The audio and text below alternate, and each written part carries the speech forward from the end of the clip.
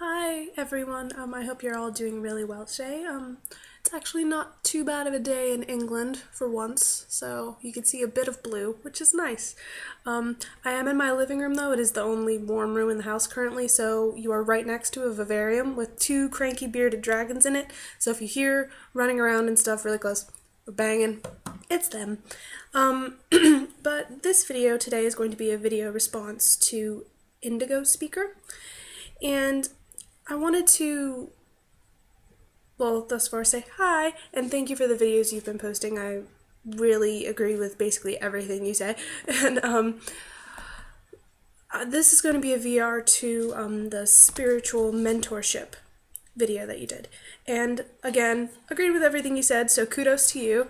But there is something that I would like to add a bit to that, and I thought I wouldn't be able to, well, not that I'm very articulate anyway when I talk, I'm very blunt and yeah, but I thought it'd be better in a video than an actual comment, so. There is one aspect of this whole thing that I don't think gets addressed enough, and it's sort of the after effects of being the student when it's not ended well. And I'll give you a little recap of what happened to me with my second mentor. I had one at the first, right at the beginning of my path starting out. She's the one who introduced me to my path and everything, and then I didn't have anything for the next 2 years. And I didn't feel like I needed it, didn't really want one. I felt that I was doing well on my self-research and everything, and while I can always learn, I just wasn't thinking of a mentor at that time. But he sort of showed up, and we started talking, and I felt a very teacher-student sort of relationship coming about. So he suggested it, and I'm like, yeah, why not? But I did start at the beginning, because he was a male, that I'm like, I have heard about this stuff where mentors cross a line and will admit or become inappropriate with female students. I'm like, do not try that with me. I do not play. I am married, and I was very blunt. If you try to fuck with that, then this isn't going to happen. This is not going to work. And he's like, oh, don't flatter yourself. And I'm like, it's not a flattery thing. It's nothing about that. I'm not egotistical about how I look or how I feel I don't look at all. I just want to have this laid out here so you know from the get-go, hi, I've heard about it. Don't do it.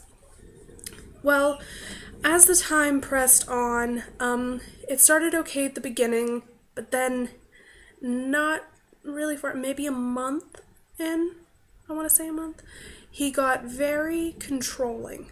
And he got very, very weird about I was not spending enough time with him. And we had an argument, and I'm like, look, you need to back off. At the end of the day, you're my mentor, and, that's where the line ends. And if you cannot deal with that, then that's on you. It's nothing to do with me. And you need to back off, or I'm going to push you all the way off. So he sort of was like, yeah, okay, I'm sorry. And I'm like, if we have this understanding, I'll continue. If anything happens again, we're done. I'm not going to do this with you. It's just no. And time carried on, whatever, and I sort of let it go, and then he got even worse. And he got really, really rude with me and told me I was a terrible person and this, that, and the other thing, and I stopped talking to him. And I was just like, well, fuck off then if that's really how you feel and everything else. I have a life outside of my spirituality, and I have other commitments, and I can't be around 24/7, and it's really awkward and kind of creepy that you want me around 24/7 when we don't have that sort of relationship. So, goodbye, have a nice life. A couple of months after that, he texted me and was just like, I'm sorry, blah, blah, after he had sent a couple of texts after that I just did not respond to, saying that I was this terrible person, he was swearing at me and all this weird stuff, and it was just getting really stalker-esque for a minute. But like I said, after that he texted me again, and he was like, oh, I'm sorry, and I'm like, but you're not though. This is round 2 with you, and I don't give after round 2. That's not me, that's not who I am. If you betray me twice, then whatever. I just can't live like that. Life's too short. So he was texting me, and I'm like, have a good life. I don't want any further contact. And he's like, well, I'm sorry, but I have to admit, I was, falling in love with you. I'm like, oh, that's not awkward at all. And I'm like, well, and he was like, but I still, I don't feel that way anymore. I want to be your mentor. I'm like, no, you don't. No, you don't. And it got really scary.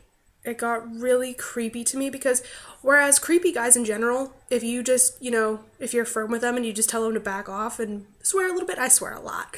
So I cuss them out and, just leave me alone. They go off on their own little world and leave you alone because they got hundreds of chicks to choose from. Whatever, they don't need you. That's fine. But this was like, I felt very much in danger, because this is like dealing with magic and my spirituality, and I'm like, what if he tries to send something? What if he tries to do something? And through meditation and everything else, and self-work and talking with my deities, when I was working with these dark spirits, he had been the one sending them to me. And it really upset me in a way, and it felt like such a violation that he felt to keep me around. He had to send those negative things to me and everything else. And it's not the first time I've seen spirits or sensed them. I do have wards up around my house. I do keep my barriers up, but I noticed ever since we were talking together that all this stuff was happening. But I'm like, I always believe that until somebody betrays you or does something to upset you, you have no reason to sort of doubt them. So I didn't. I thought it was because we were doing this magical work. I felt I was like going sort of to the next level of things, that more stuff was being drawn to me, because it does go in stages where, oh, nothing really, and then, a riot of them. It does happen that way sometimes. So I didn't take any note of it. But like I said, I later found out that it was all due to him feeding his ego and feeling like I needed him around, which I didn't, and I didn't act that way. It was very student-teacher relationship on my end, just not on his. And while that's a quick little recap, that's not everything, but it's a quick recap of everything that happened, I think that it should be discussed more, because I was really hurt. I was really nervous, and it was the only time I felt like I had been violated on my spiritual path in a very deep way. And I shut down for a very long time, and I had nothing to do with my communities. I didn't talk to anybody, and it was just gone. And I think that, and I'm not saying just to you, I'm just saying I think that there needs to be something out there, or something like maybe just a discussion, more of a discussion on YouTube and in the community in general, for when that does happen. So people feel like they have a place to go to sort of talk about it and work through all of that. Because, one, I was embarrassed because I didn't know what had been going on. I didn't sense that. And because I felt inferior as a witch as well. Which I guess, I know it's stupid, and I understand that it was probably just a lesson that I needed to learn and all that, because I do trust people until they give me a reason not to, and I guess sometimes that's not always the best way to live.